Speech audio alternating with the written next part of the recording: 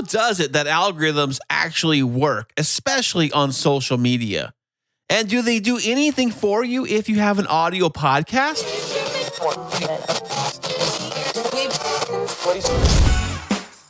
Sound matters. Be heard. Welcome to the podcast where you get exclusive behind-the-scenes tips to make your own show sound truly spectacular. This is Podtastic Audio. Hey, what's happening? How are you doing today? Hey, how is that podcast of yours coming along? Hey, thank you so much for being here. I am Chris, and I started podcasting back in the summer of 2019, not knowing nothing about nothing, using the cheapest gear I could possibly find to get the job done. And I've evolved since then to now. And currently, right now, like this very second, I'm using a different microphone. Well, is it really that different? I don't know. I am currently using the USB version of the Rode PodMic. The Rode PodMic USB, as they call it, using the cool pop filter that comes with the USB PodMic on this microphone right now.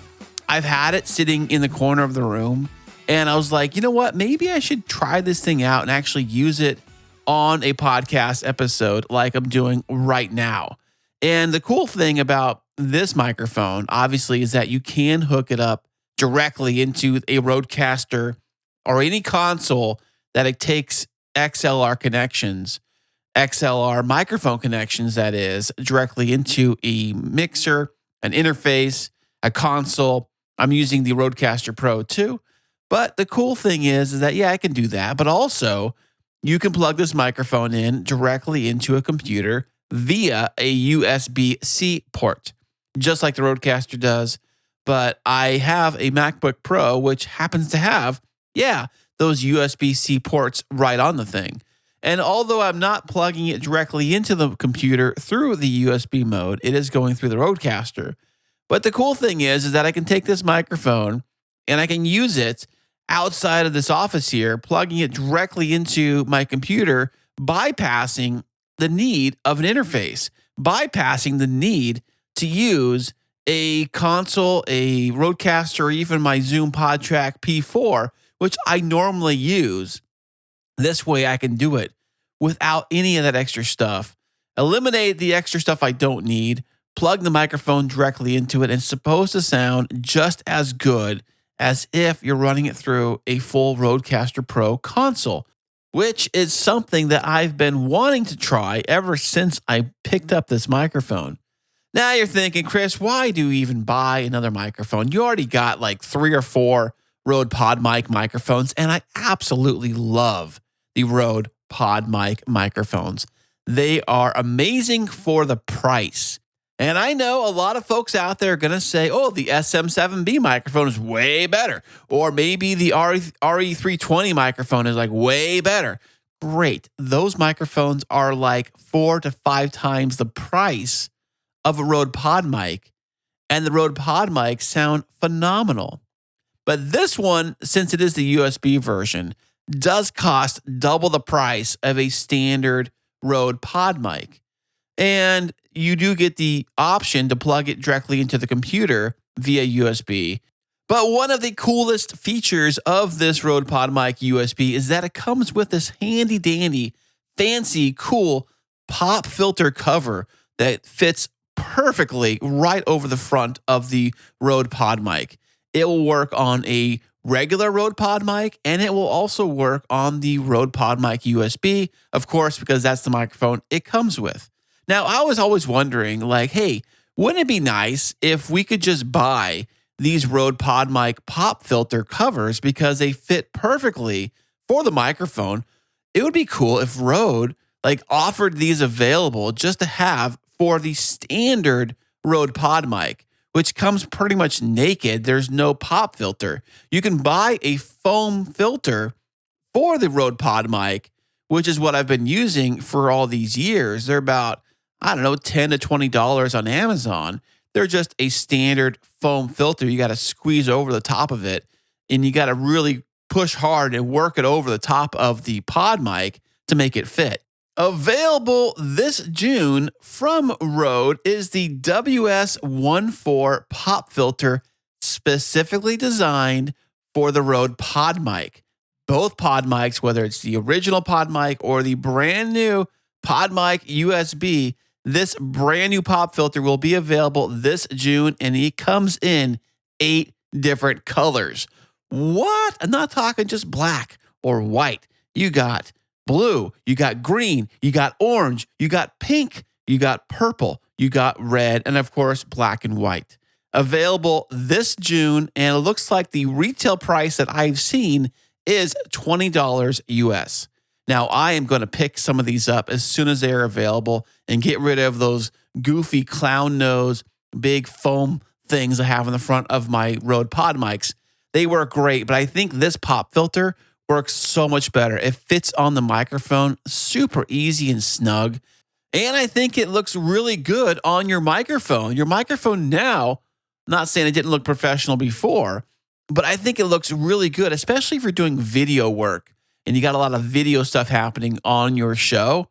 Having a good looking microphone in the shot with a good looking pop filter or something on it that actually makes you look professional on camera, at least, is going to go a long way, especially for your audience or maybe even a guest that you have on. They're going to see you with something that looks professional. They're like, wow, this guy really has got his stuff together. So if you have a Rode Pod mic and you want to maybe fluff it up a bit and make it look amazing and sound amazing, then look into picking up these new pop filters that are going to be available next month. That is June 2024. So the other day I was thinking about podcasting and all the different things, like whether it's a YouTube video or Instagram Reels or any kind of social media. You kind of think about all the different versions of stats, statistics. You got the follower count on a lot of these platforms. You got the subscriber count if you're on YouTube. And of course, you got the view count on YouTube or even on Instagram. Like an Instagram Reel will have a view count and a like count and a comment count and things of that sort. And you kind of look at all of those things. And of course, you get the podcast, which measures things in downloads. But I do know that a lot of content creators will focus their energy on the platform that they see the most growth in. Now, that really kind of makes sense if you think about it. Like, if you're doing really well on Instagram, for example, and you're putting out Instagram stories or reels out, and they're just knocking it out of the park with tons of likes and tons of engagement and tons of comments, and you're just blowing up and growing your following, you will probably focus most of your energy right there on Instagram.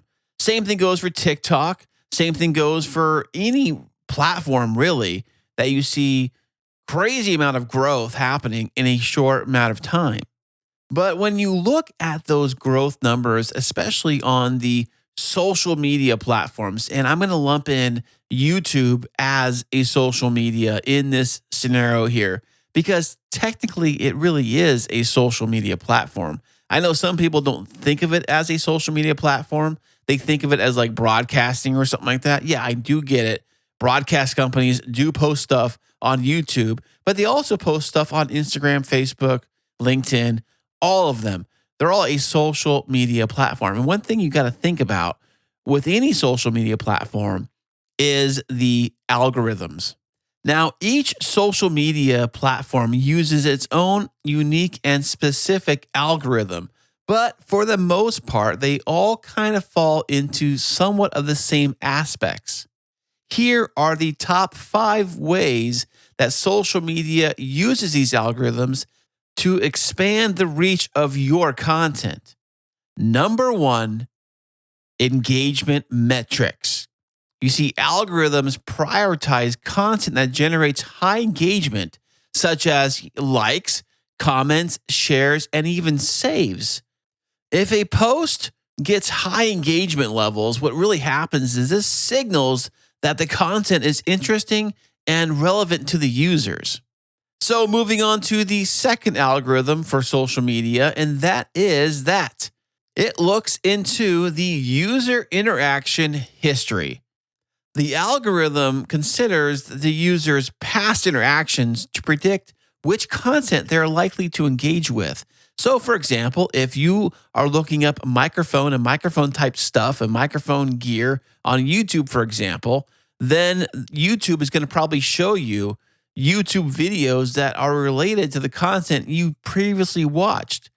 And this also goes for comments or shares or any kind of interaction you had with a particular content on social media. So if you are the person posting something on social media, you want to really get as much interaction as you can on that particular post. That's why it's probably best to maybe ask different questions or do surveys, anything you can that can get the audience to potentially comment and to potentially interact with that content. Now, moving on to the third algorithm that social media uses to prioritize content over some other content is the quality of that content and originality, of course. So, high quality original content is favored over low quality or repetitive posts. This includes clear visuals, well-written text, and unique ideas that stand out from the rest. And that's the thing with any of this stuff is that you want your show to stand out, right? Well, then you have to be unique. But at the same time, you also have to be good. Okay, moving on to the fourth algorithm that social media uses to push out new content to new people across their platforms is if you decide to jump on the old bandwagon of what's popular in the news today. And I'm talking about the relevance and timeliness of popular news stories. The relevance of content based on current trends like what's happening right now, what's popular right now, what's hot right now, and user interest is crucial.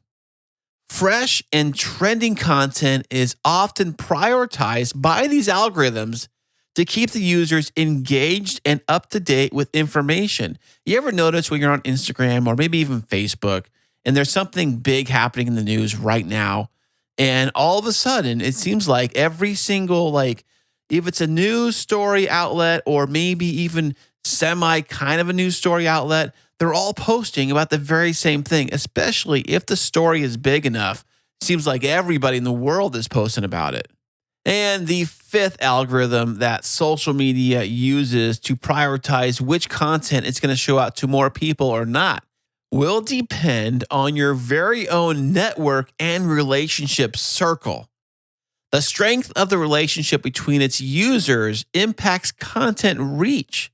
You see, posts from family and friends are frequently interacted with on accounts are more likely to appear higher in your feed, ensuring that users see content from their closest connections. But this is not always true. You'll see content from a variety of posts, but it seems like the content that your friends and family post seem to be the posts you see more frequently in social media, at least on maybe Facebook, Instagram, things of that sort. But you're thinking, hey, Chris, what does any of this stuff have to do with podcasting? And the truth is, it doesn't. That's the whole gag, is that none of this has to do with an audio podcast. And you're thinking, well, what are you talking about now, Chris? Well, if you think about all the things with social media and all the algorithms I just described and how they all work, none of that applies to an audio podcast. So let's back this up a few steps.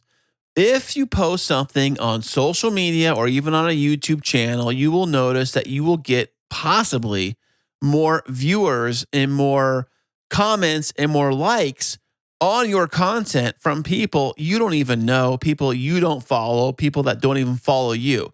So how is that even possible? It's possible because social media uses these algorithms to get your content out to more people than follow you, which may sound amazing, but if you really think about it, if you post a 10-second reel on Instagram and somehow it gets put in front of an extra 100 people that you have no idea who they are, but let's just say it gets put in front of these people, they look at it, they laugh, they maybe give it a like, and they flick it up onto the next thing. They watch your 10-second thing, and then they're on to the next thing, and then the next thing. And then, before they know it, they sat there and wasted an entire hour just looking at things on their phone. not interacting with any of the posts, not really remembering the last 5 posts they saw. They just kept going on to the next one, around and around. And the more that Instagram feeds them fresh new content that Instagram thinks they're going to like, they're going to stay right where they are, looking at the next thing that pops up on their feed, unknowingly knowing what's going to happen next. That's kind of the thrill of it all. Trust me, I'm talking about myself because I've been in that situation. I've sat there and stared at Instagram Reels for a long time, just going from video to the next thing to the next thing. And before I knew it, I was like, oh my gosh, almost an hour's gone by. My battery on my phone is almost dead. And I can't remember half of the things I saw. Now, that is kind of how a lot of these social media platforms actually work when they push out new content to new users, which sounds great as the content creator. You're like, yeah, I'm getting more stuff out to more people, especially people who don't know who I am yet. But are they really retaining the things you're putting out there, especially like on TikTok or these really short form video formats like Reels or even YouTube Shorts, something like that? The content's coming in so rapidly, so quickly, they may interact with it. They may retain some of it. They may not. They may just flick on to the next thing. Now, when it comes to actual regular, I'm going to call it podcasting classic, which is like normal podcasting, which is like the audio basic RSS podcast, this thing right here, the audio podcast. When it comes to that, the experience for the consumer is completely different. One podcast download has more weight than I would say possibly 10 or even 1,000 views on a random Instagram reel. Let's take a look at the journey it takes to physically get a podcast download from your show directly to the listener. So I guess the first step in the process is that the listener would have to be aware that your show even exists. At this point, this is where an algorithm on a social media platform would kick in and feed you something brand new. But we don't have that option on a podcast app. So what do? So we have to use these algorithms on social media to eventually send out our new show to potential new listeners. And like I've said before, it's very hard to get somebody off of a social media platform to leave that platform and go over to a completely different link to a completely different app to consume content in a completely different format. Making that jump is very hard to get a new listener to do. Not saying it can't be done. I'm just saying chances of it happening each time you put that post out, each time that post is being seen by somebody, the chances of them leaving is very slim because the social media algorithms are designed to keep people on that platform. They make money when their users stay connected to the social media platforms. Just like being in a casino.